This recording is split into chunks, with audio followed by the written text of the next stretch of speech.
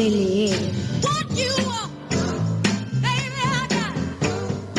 Bueno, si con esa intro ya ustedes no se emocionan con esta máquina de leer, entonces nada los emociona, porque con esa canción podemos entrar en todo el ambiente que vamos a continuación.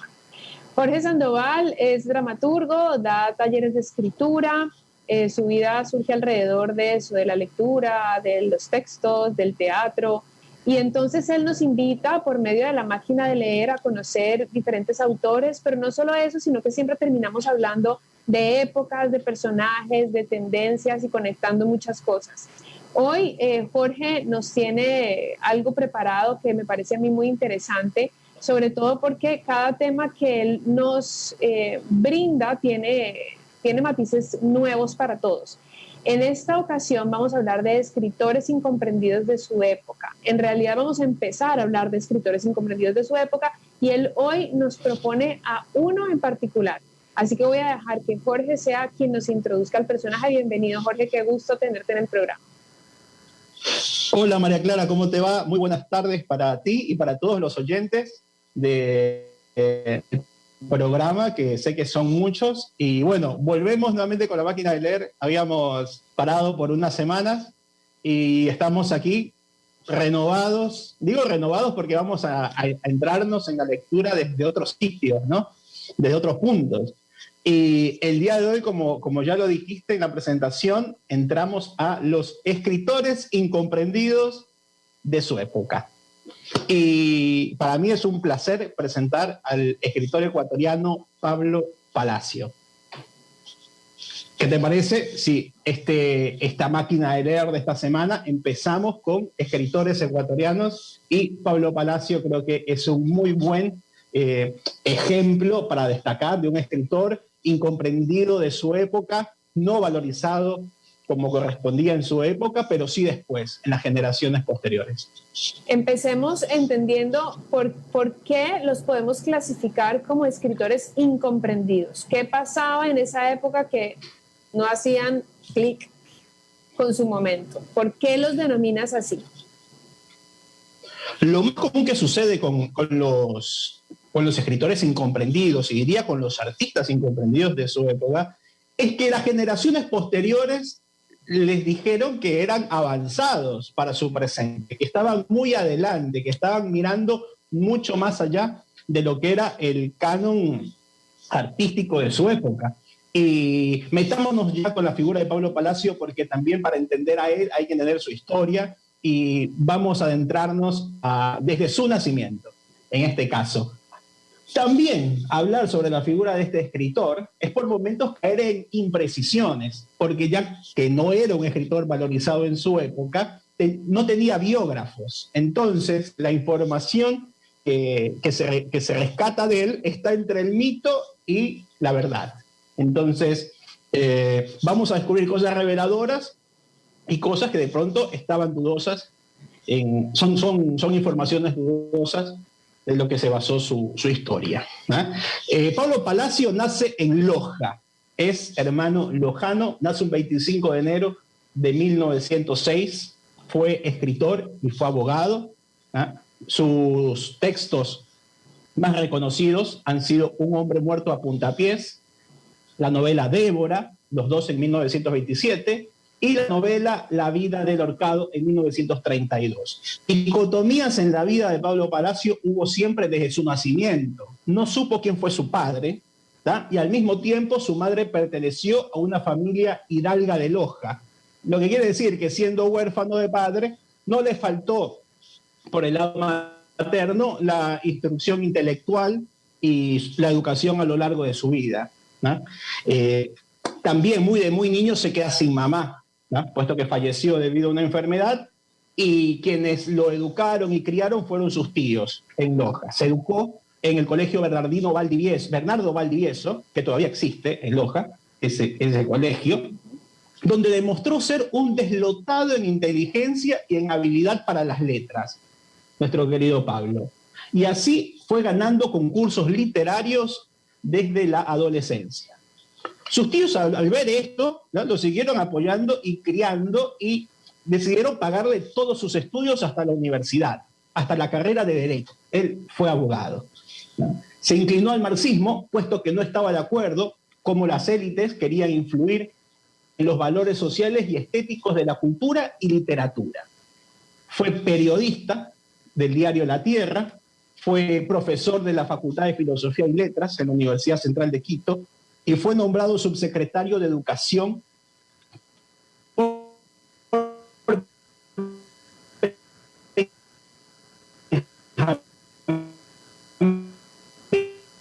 Carrión, que Benjamín lo conoció desde adolescente inclusive, a Pablo, ¿no? Cuando participó en esos concursos en el colegio. Luego, con el pasar de los tiempos, se fue haciendo su amigo, fueron amigos y fue su benefactor en la carrera del escritor Pablo Palacio, debido a las grandes condiciones que Benjamín Carrión le veía a su coterráneo, ¿no? Porque Benjamín Carrión también fue lojano. Te perdí dos minutos atrás. Si puedes, danos una revisada de nuevo de los últimos datos que diste, porque no los alcanzamos a agarrar por un desfase del internet, me parece. Ok. Que Benjamín Carrión, quien lleva el nombre de la Casa de la Cultura del Guayas, núcleo del Guayas, Benjamín Carrión, también lojano, fue benefactor de Pablo Palacio. Primero lo conoció en un concurso de escritura en el colegio, en donde estaba Benjamín Carrión de jurado de ese concurso. Entonces lo conoce desde adolescente y con el correr del tiempo terminó siendo su amigo y su benefactor, sabiendo que un hermano lojano de él se estaba destacando en Ciudad de Loja. Y tenemos que decir que decir Loja o decir Quito no es como en 1920 decir Loja o Quito, quedaban a 3 días en mula. ¿Tá? No queda a un vuelo de avión de media hora. Loja 1906, cuando nació, es decir, me imagino 1920, cuando ya estaba en esta etapa de adolescencia que tú dices. ¿Cómo era esa ciudad? ¿Tienes un poco de contexto de también, claro, las distancias eran otras, las dinámicas eran... Para llegar a Loja eran 3 días en mula. Es lo que nos arrojan los biógrafos de la época. ¿Ah? Entonces, yo lo que veo es que Benjamín Carrión, al haber llegado, también escritor, también lojano, al haber llegado a la capital, a Quito, antes en las capitales eran donde se daban las cosas, ¿no? No había tanta conexionizado en su Loja natal con cursos de escritura para incentivar a las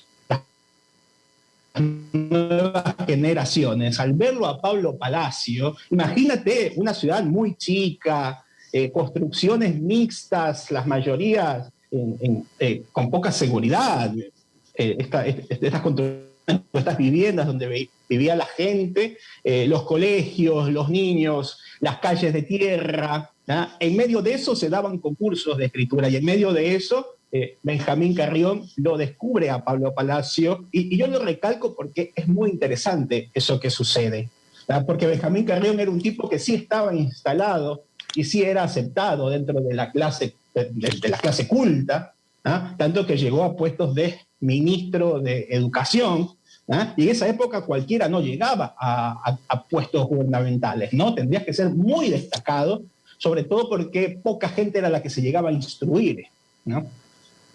Entonces, al ver Benjamín Carrión eso, al verlo a su coterráneo que tenía potencial, ¿no? Él fue quien lo ayuda a viajar a Quito ya después y ya profesional, Pablo Palacio, ayudado por su tío, ya profesional como abogado y como escritor, Benjamín lo alía a él para que pueda participar no solo de la clase culta del Ecuador, sino también de la política y también de la parte formativa, ya que fue profesor universitario también Pablo Palacio. Entonces, él no solo era un tipo que escribía y un desarrollado intelectual, sino que también tenía desarrollos en otros ámbitos, como en el derecho y como en la formación de futuros profesionales en la universidad. Entonces, no era cualquiera Pablo Palacio. Y es Nunca fue lo cualquiera. Que dices, conocer por más que no sea tan temprano, porque si es una persona que desde la adolescencia ya se le veía ese don, digamos, por la escritura, y vamos hasta el final de su vida, él murió muy joven, ¿no? Él solo murió de 40 años, entiendo. Entonces tuvo toda Así una etapa productiva. Ya vamos a hablar, de esa parte triste. Sí, ya vamos a hablar de esa parte. Pablo Palacio vivió rápido, escribió desde muy joven y murió pronto. Hizo muchas cosas.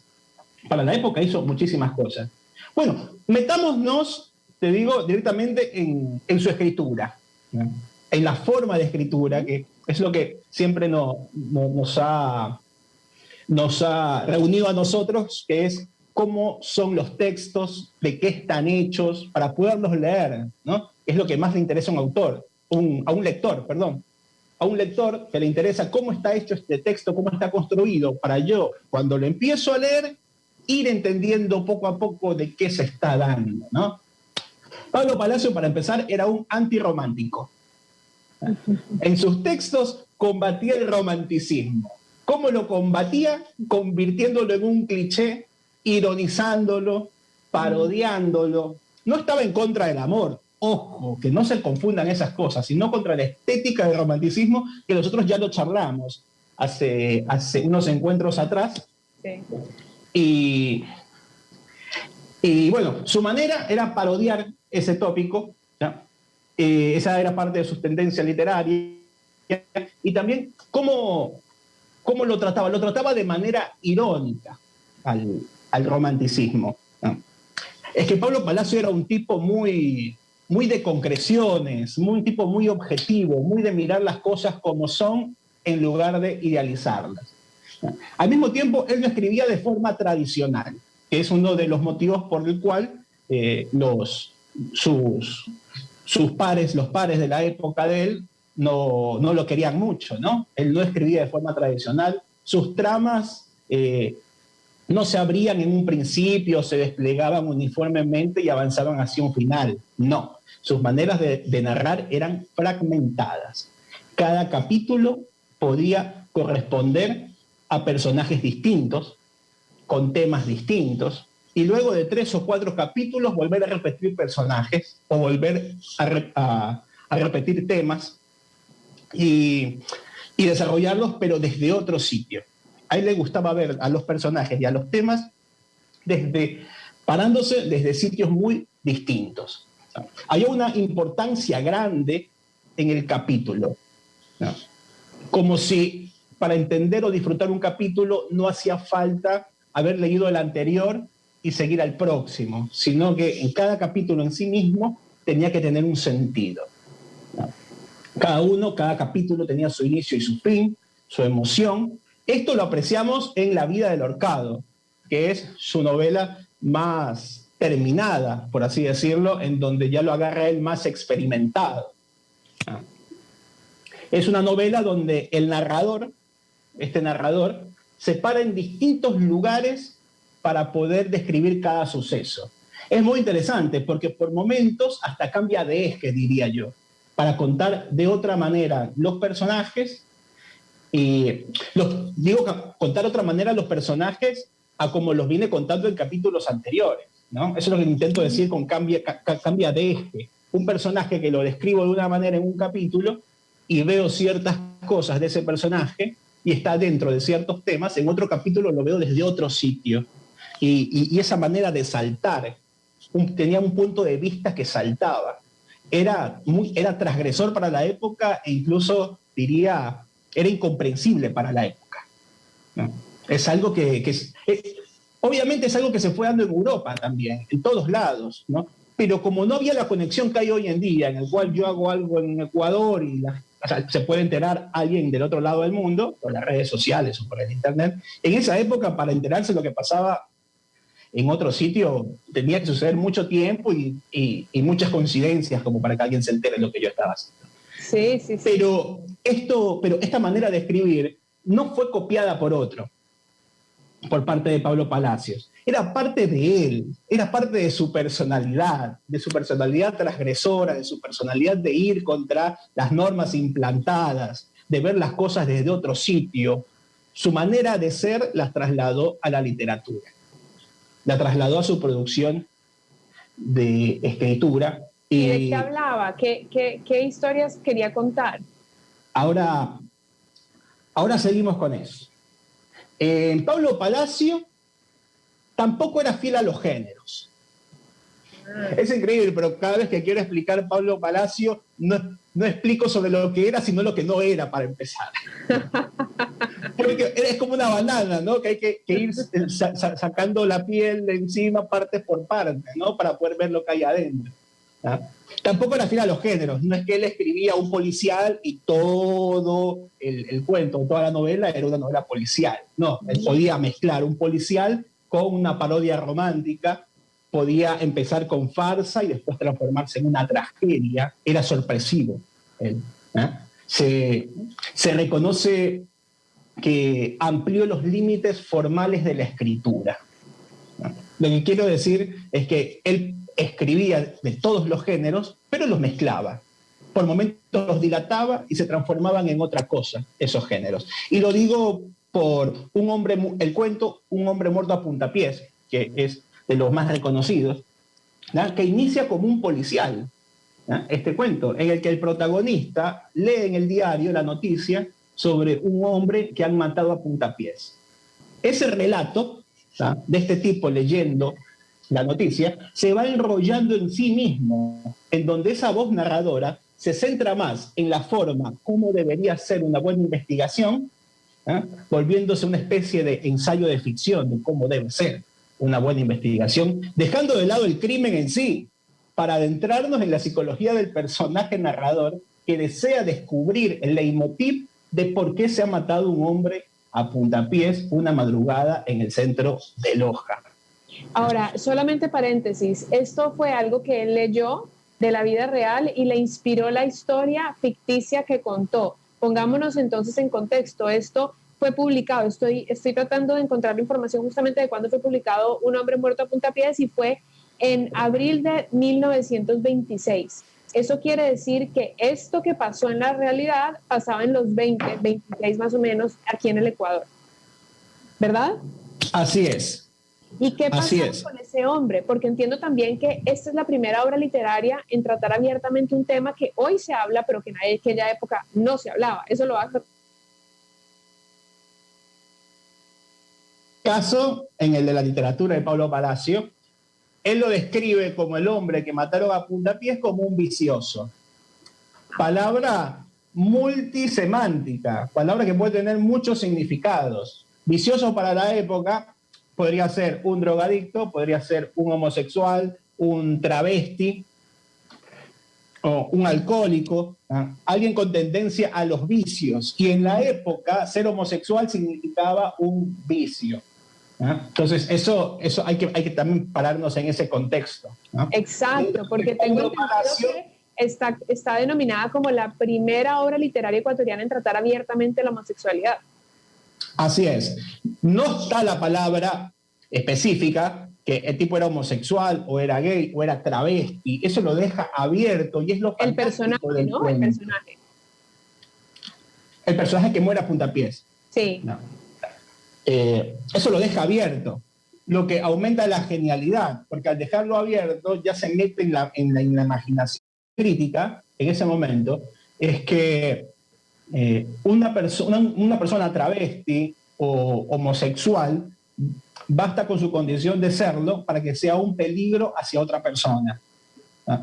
Eso se pensaba en esa época y estaba dentro de las leyes. Y dentro de las leyes hay un artículo que, si no recuerdo, es el 126 o 125, en el cual una persona podría matar a otra en defensa propia, ¿tá?, de violación, ¿no?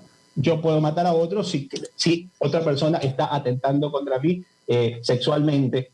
Y se acusaba a los homosexuales como posibles agresores. Okay. Como posibles agresores. ¿Solo por su... ¿Ecuador y el mundo o solo contexto Ecuador? Estoy hablando del contexto de Ecuador en este momento, solo porque trato de unir porque Pablo Palacio estudió abogacía, ¿no? Y sabía claro, de estas problemáticas. Entonces, bastaba con su condición de homosexual, de travesti, para que una persona pueda ser acusada de atentar contra la vida de otro.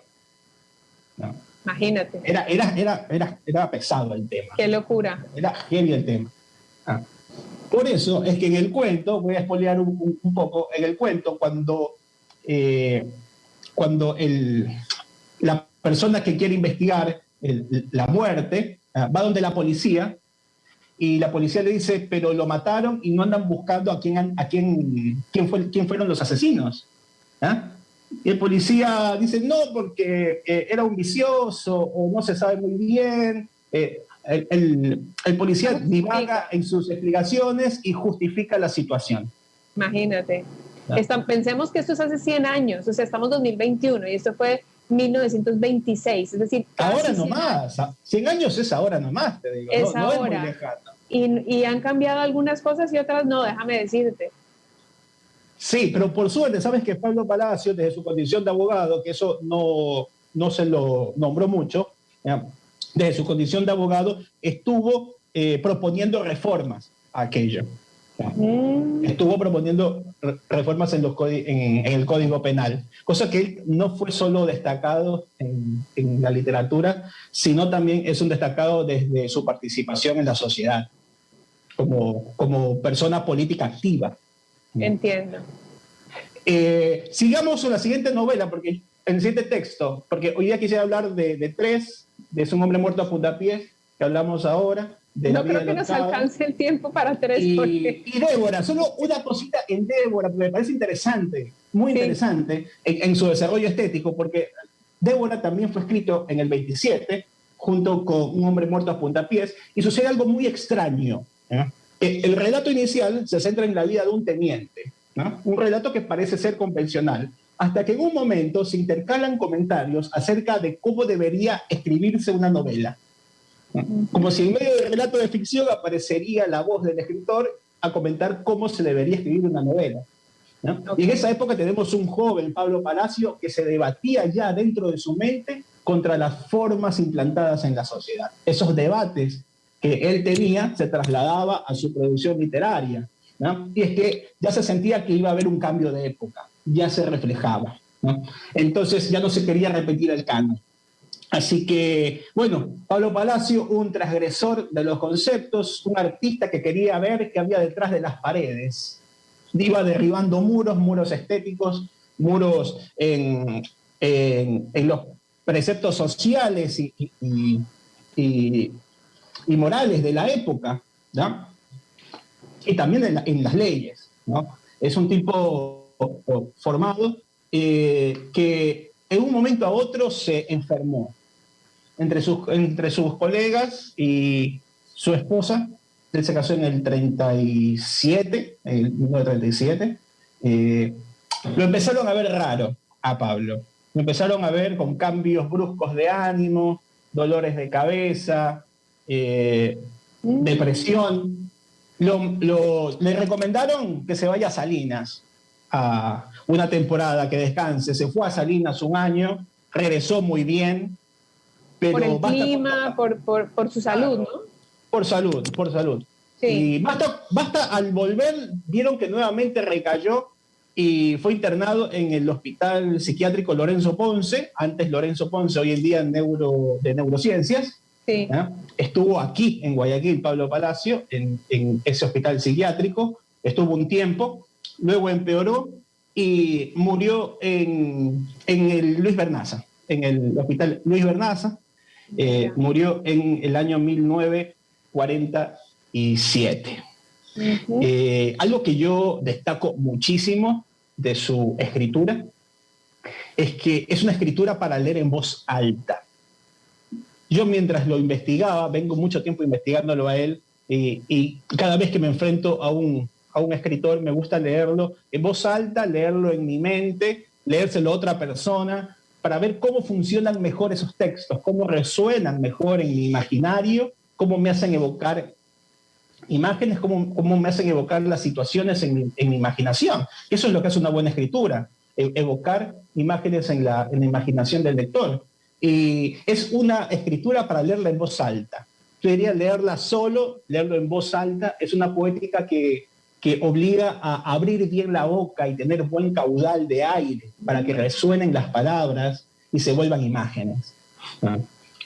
Yo creo que fue más que incomprendido de su época, fue un transgresor de su época, y eso lo hizo combatir contra los otros literatos que manejaban el canon, ¿no? Que manejaban la normalidad. Él siempre quiso estar más allá y estuvo, tanto que ha estado hasta la actualidad, y estamos hablando de él y no de otros, ¿no? Claro, claro, completamente. Muy interesante lo que nos has contado de este personaje. Seguramente muchos de los que nos escuchan no conocían toda esa parte íntima de su vida, no solamente el contexto histórico, sino también la parte, lo último que nos aportaste, ¿no? Como roza con la realidad, ¿no?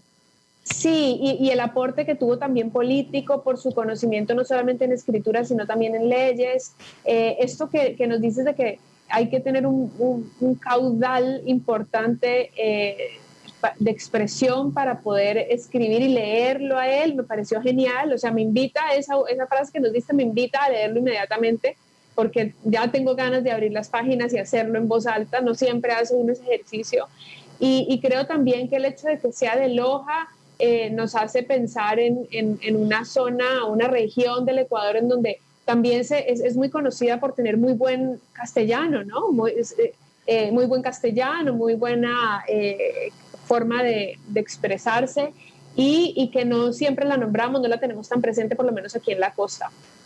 Llegaron buenos educadores a Loja, y fíjate que Loja desde hace unos años con el Festival Internacional de Artes Vivas volvió a ser un polo a donde mirar. Correcto.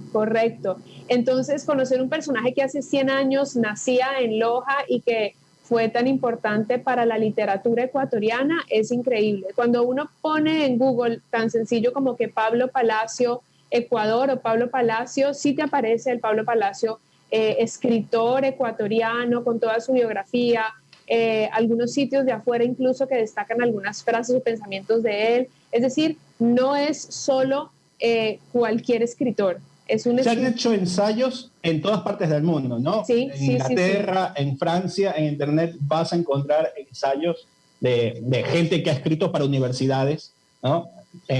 Hay que ha escrito literatura latinoamericana y está dentro de esa lista Pablo Palacio. Correcto. Algunas páginas que destacan su vida, por supuesto, en loja.gov.es está la página del municipio de Loja, hay una biografía de él. En Cultura y Patrimonio, en Biografías y Vidas, que es un portal internacional de biografías, también está la vida de él. Hay una revista francesa llamada Per Se, donde Humberto Robles hace un ensayo de alrededor de 20 páginas que se llama Pablo Palacio, el anhelo insatisfecho. Está muy bueno también para revisarlo.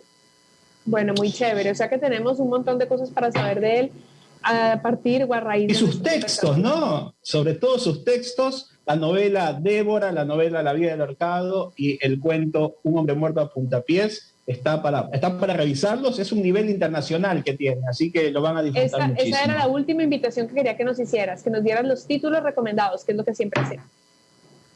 Así es, tenemos Un hombre muerto a puntapiés y Débora, que fueron escritos en 1920, fueron editados en 1927, y La vida del ahorcado, ¿no? Que fue en el año 32, sí, La vida del ahorcado en el año 32, Pablo Palacio más maduro. El último cuento de él fue escrito ya como profesor en la Universidad Central de Quito, es un cuento que se llama Sierra, ¿no? En donde se puede ver también una poética muchísimo más madura, no mejor, digo, más madura, distinta dentro de su proceso como escritor. Te agradezco, Jorge, por haber estado con nosotros hoy en La Máquina de Leer. Se nos acabó el tiempo, así que solo nos queda agradecerte y nos encontramos la próxima semana sin falta. Un abrazo y un saludo para todos. Muchas gracias.